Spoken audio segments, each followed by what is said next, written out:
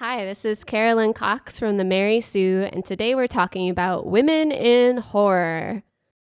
Women have always been huge in horror. Not only were many of the great writers women, many of them told female-centric stories. Is this because it's scarier for an audience to see a woman in danger than a man? No!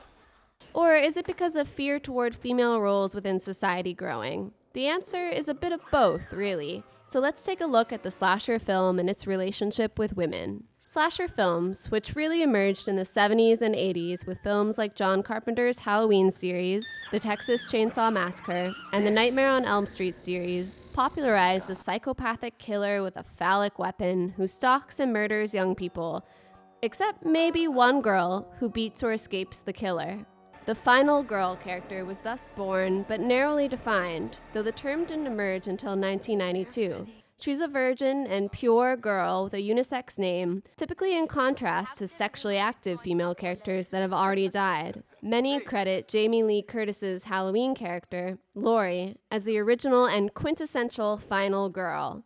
She survives, but it's in the midst of her many friends who died in anticipation of sex or after sex. And when she survives, it's Loomis, a man, that saves her. Female sexuality has always been a societal anxiety, but we may consider this violent genre a backlash over the sexual liberation movement, female contraception, and its effects. However, the slasher film took on new forms as time went on. In 1996, Wes Craven's Scream film took the slasher, which had become at this point cliched, and updated it. Neve Campbell's Sydney has sex and, miraculously, doesn't die. It expanded the requirements to be a final girl, and reviews praised how consciously the film engaged with and resisted the concept of sex equals death.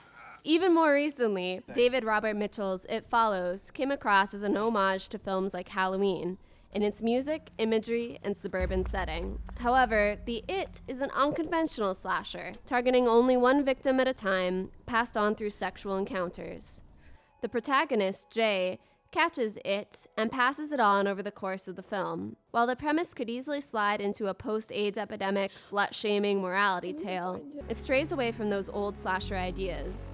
Jay survives, and sex is a means to keep the monster away, rather than attracting it.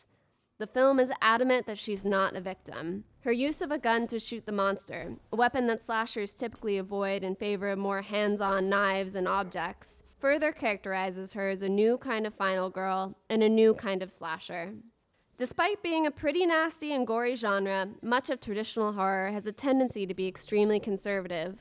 Monsters can be a means to scare audiences away from scary, horrible things like scientific innovation, foreigners, deviant sexuality, and lots more. However, there has been a shift in the genre, and we hope to see lots more progressive leading ladies going forward.